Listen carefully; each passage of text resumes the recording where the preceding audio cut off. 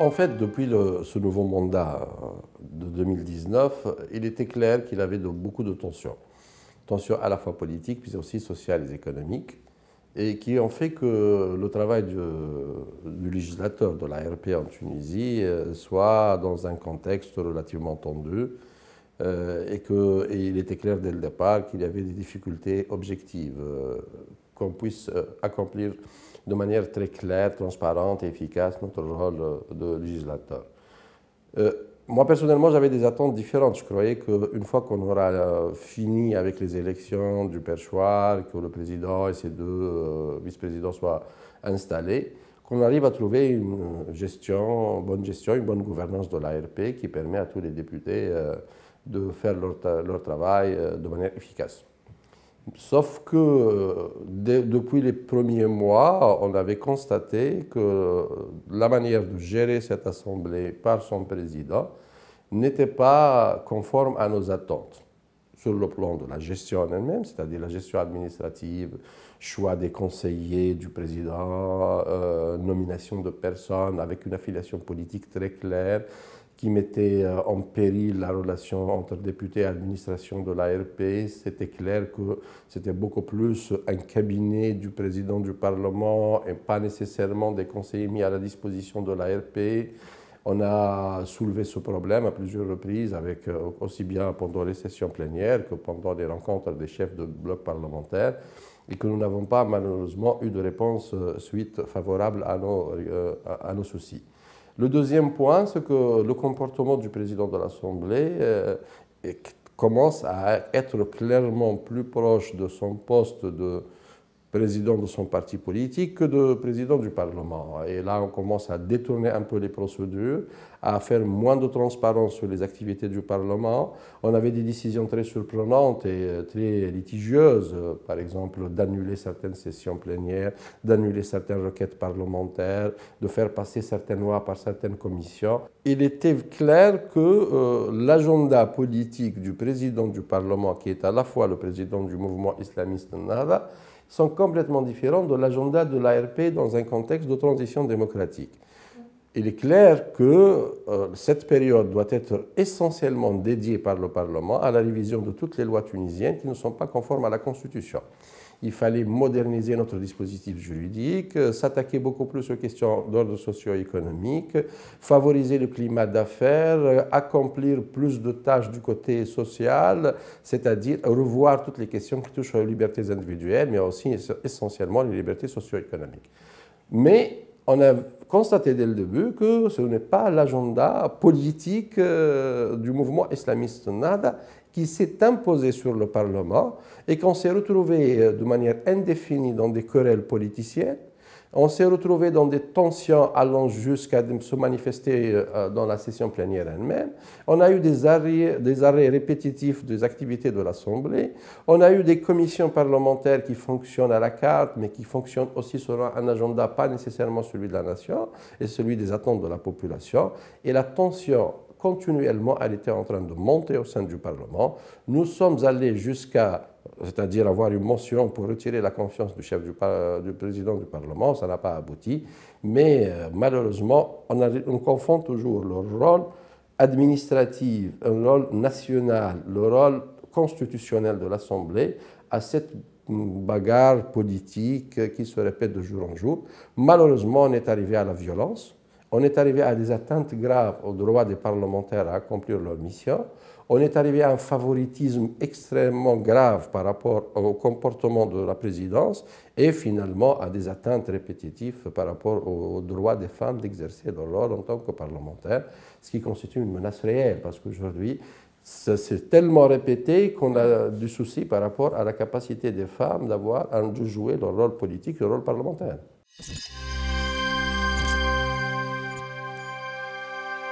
Moi, je dirais que dans un cadre de transformation politique, les risques sont énormes. On a souvent tendance à croire qu'une transition démocratique, c'est quelque chose de très fluide, qui se passe de manière automatique et qu'on arrive systématiquement à mettre en place une démocratie. Sauf que si on revoit l'expérience des pays de l'Europe de l'Est et certains pays arabes qui ont connu les mêmes événements lors de 2011, de ce que nous appelons printemps arabe, on voit clairement que le risque de rebondir, le risque de conflits, allant même jusqu'aux conflits armés, sont très importants et que la Tunisie n'est pas épargnée par rapport à ces risques-là. Je pense qu'il y a deux phénomènes qui sont importants. Le premier phénomène, c'est-à-dire l'idée de réduire la démocratie à des simples événements électoraux ou à une liberté d'expression qui n'a pas de suite sur les événements, c'est-à-dire que vous pouvez dire ce que vous voulez, mais de toutes les façons, ça ne va pas influer les politiques publiques. Je pense que cette incompréhension de ce que veut dire une démocratie, qui, à mon sens, s'articule beaucoup sur la citoyenneté, c'est une question de droit économique, social, mais aussi de droit politique et civique. Cette incompréhension de la démocratie nous a amené à ce que nous ne soyons pas dans une logique de changer le cadre de vie, la relation entre les autorités et les citoyens, de promouvoir cette question de citoyenneté et de liberté, de changer les politiques publiques, c'est-à-dire de les soumettre à plus de transparence et de performance et d'efficacité. Cette incompréhension était claire dès le début. Ça, c'est le premier phénomène. Le deuxième phénomène en Tunisie qui bloque un peu cette transition démocratique, c'est ce climat de tension généré par des groupes politiques qui ne s'intéressent qu'au pouvoir, qui ne s'intéressent qu'aux élections, mais qui ne jouent pas un rôle dans la définition des politiques, définition des programmes, soutien à la transition. C'est des partis politiques qui sont plus intéressés par le pouvoir que jouer leur rôle social, politique, économique. Nous avons vécu des chapitres très tristes dans cette révolution, allant jusqu'aux assassinats politiques. Nous sommes de plus en plus vulnérables en termes économiques et sociaux. Pour moi, les partis politiques tels qu'ils sont conçus et le leadership politique du pays n'est pas nécessairement dans une logique de démocratisation, mais dans une logique de prise de pouvoir. C'est la raison pour laquelle que la corruption, la mauvaise gestion ont pris des ampleurs très importantes et que les tensions politiques ont augmenté. Le troisième phénomène qui est pour moi essentiel, c'est ce fait d'écarter la jeunesse tunisienne de cette transformation politique. Et si nous arrivons à un constat tel que la majorité de la population, essentiellement les jeunes, considère que c'est un processus vicieux, que c'est un processus qui ne sert à rien, c'est très grave pour l'avenir de la Tunisie.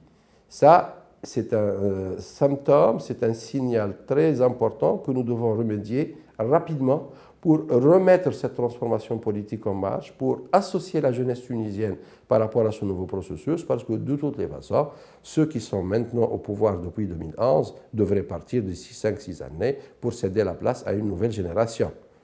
Et on ne veut pas que ce soit un conflit générationnel aussi.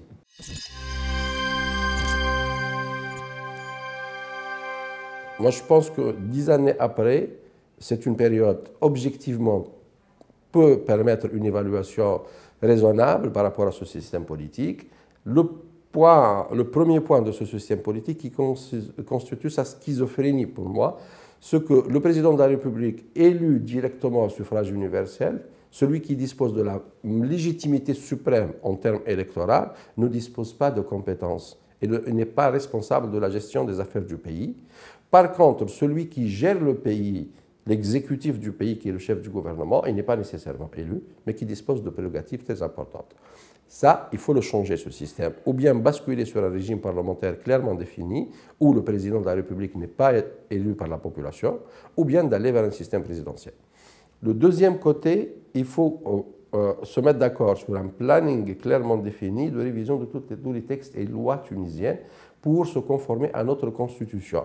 Parce qu'on ne peut pas continuer avec cette schizophrénie, encore une fois, d'avoir une constitution qui prévoit énormément d'avantages pour la population, mais par contre que sur le système de politique publique et des lois tunisiennes, nous ne disposons réellement pas de véritable machine juridique qui permet d'améliorer le quotidien des Tunisiens.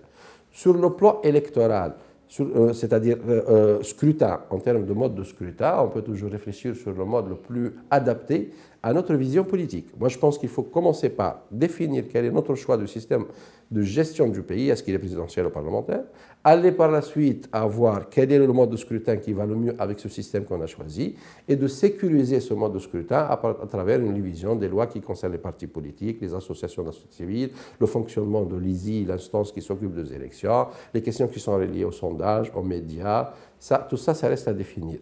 On a besoin d'avoir une démarche claire pour sauver un peu cette transformation. Je croyais que l'appel au dialogue national qui a été lancé par l'organisation UGTT, l'organisation syndicale, était une chance réelle pour que nous débattons de manière très sage et raisonnable de nos choix et de notre vision pour le pays. Malheureusement, c'est encore une occasion ratée. Il n'y a pas réellement de conditions favorables. Je pense que la pression va continuer et malheureusement, il n'est pas très recommandé de travailler dans un contexte très tendu. Il ne faut pas répondre à des tensions parce qu'on sera pressé, on sera en train de bâcler un peu notre job, quoi.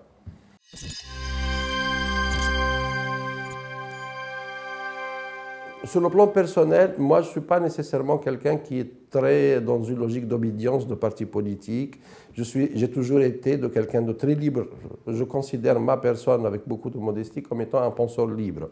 Pas nécessairement quelqu'un qu'on peut caser dans un cadre archaïque ou bureaucratique ou bien dans un cadre politique qui est plutôt...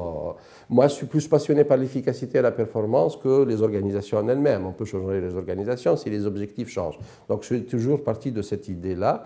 Je suis toujours passionné de voir un peu un accomplissement démocratique dans mon pays parce que je fais partie de la génération qui a échoué pendant la jeunesse, pendant les années 80 et les années 90, qu'on a échoué à mettre en place une discussion démocratique pendant ces années 90, qu'on a quelque part peut-être nous aussi contribué à ce que le pays vire vers la dictature, qu'on n'était pas suffisamment sage peut-être à cette époque-là, pour avoir une contestation imposante, une contestation très raisonnable.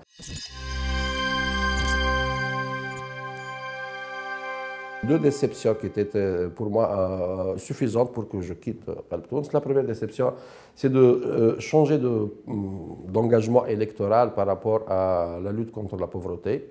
Je ne voyais plus Qalbtoun dans sa même logique de droits économiques et sociaux, était plus dans les combines un peu politiques. La deuxième, c'était la position que le parti avait choisie en s'alliant de manière stratégique, même pas tactique, de manière stratégique avec le parti islamiste que nous jugeons être coupable, c'est-à-dire responsable de l'échec de cette transformation pendant les 10 dernières années. Donc, à un moment, je ne me retrouve plus dans Qalbtoun, je ne me voyais plus dans le parti qu'on a fondé ensemble et qu'on s'est engagé à promouvoir des droits économiques et sociaux, à promouvoir une politique, pas nécessairement pragmatique, mais une politique moderne, un parti politique bien structuré, avec des organes de prise de décision, avec une présence au niveau local, proche de la population, et un changement direct de la situation.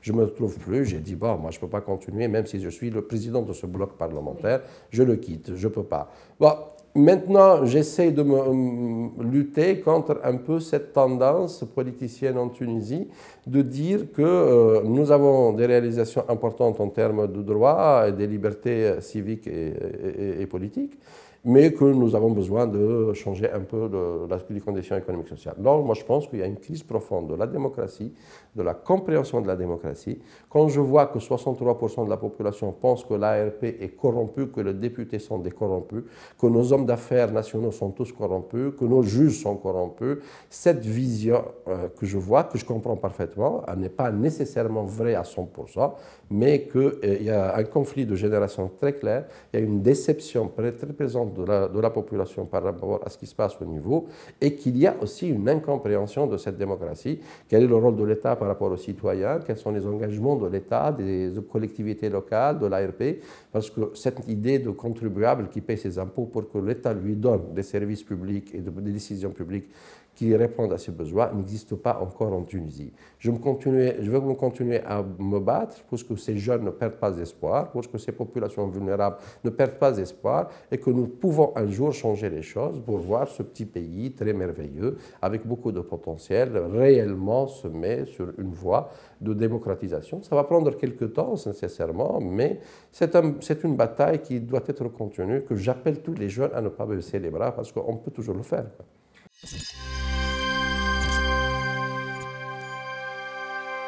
Moi, je pense que la crise Covid certainement, elle a aggravé la situation en Tunisie comme elle a fait dans beaucoup d'autres pays, mais que parfois on est en train d'utiliser cette crise pour justifier un comportement qui n'est pas du tout efficace de l'administration et des crises qui sont réelles, structurelles par rapport au fonctionnement du pays. Je vous donne un exemple très simple, c'est-à-dire, selon l'Institut national de statistique, le taux de croissance pour le premier trimestre de 2020, c'est-à-dire de janvier à mars, était négatif, était de moins de 2,7. À cette époque, on ne connaissait pas le Covid. C'était clair qu'on partait sur une année de crise économique, pas nécessairement à cause du Covid. Même en absence du Covid, on a connu des déficits importants en matière de croissance. Cette incapacité, elle est plutôt inhérente, essentiellement au début au fonctionnement des services publics, parce qu'une crise n'est pas nécessairement et uniquement sanitaire. Une crise Covid, c'est une crise très complexe parce qu'elle implique le transport public, elle implique l'environnement, elle implique le rôle des policiers, des agents de la santé publique, mais aussi tout le fonctionnement de nos collectivités locales, l'organisation de la société civile, les relations entre les différents ministères. Malheureusement, notre système reste toujours effrité, c'est-à-dire qu'en gestion de crise, on n'a pas des mécanismes clairement définis qui permettent d'associer l'effort de tout le monde pour lutter contre la crise. On a vu beaucoup de volontaires, on a vu des dons au début, on a vu une population consciente quand même par rapport à ces menaces de cette crise, mais on voyait aussi un État qui était incapable de faire mobiliser tous les moyens. Parce que les administrations étaient très en difficulté en matière de communication et de relations entre les eux. La vision du gouvernement n'était pas claire dès le début. Bon, disons que pour la période avec le faire-faire, grâce à certaines consultations et de cabinets internationaux qui nous donnaient un peu un benchmarking des expériences internationales pour nous définir un peu qu'est-ce qu'il faut faire. Et puis par la suite, la crise politique est survenue, une crise entre le Parlement et le chef du gouvernement, et là on a complètement perdu le contrôle de la situation. On est rentré dans une crise de démission, conflit entre le président du Parlement et le président de la République, on sentait pratiquement le vide, on ne voyait pas vraiment comment on va s'en sortir, on prenait des décisions à la hâte comme ça, on devait sauver une saison touristique qui n'est jamais venue, mais qu'à cause de cette décision de rapatrier un grand nombre sans avoir nécessairement des moyens de contrôle, on est en train de voir les résultats qui sont très importants. On est parmi les pays où le taux de mortalité parmi les personnes infectées du Covid qui est très élevé, même comparé à des pays comme l'Algérie et le Maroc. Nous ne savons même pas comment on va faire par rapport à la vaccination de la population. Nous n'avons pas de prise de décision claire. Est-ce qu'il faut confiner pour sauver la situation et puis redémarrer la machine, comme l'a demandé le MEDEF, par exemple, en France, et qui plaide pour un confinement total d'un mois? C'est clair que ce n'est pas la crise Covid. La crise Covid n'a fait que dévoiler les mécanismes inefficaces et la gestion très populiste de notre pays. Et ça, c'est clair par rapport. Depuis que le Covid est là, une des questions très stratégiques qu'on n'a jamais pu résoudre, qu'est-ce qu'il faut faire pour les transports publics? On sait qu'on n'a pas les moyens de financer la crise, on sait que ça nous coûtera beaucoup d'argent si on fait un confinement. Ok, d'accord, mais par rapport au transport public qui est une source d'infection très importante et très répandue, c'est clair que nous n'avons ni stratégie ni moyen de le faire. Ça, c'est un exemple très flagrant qui montre que les pouvoirs publics, ils sont plutôt dans une logique de cohabitation passive avec le Covid et que la population est souvent amenée à confronter seule cette crise.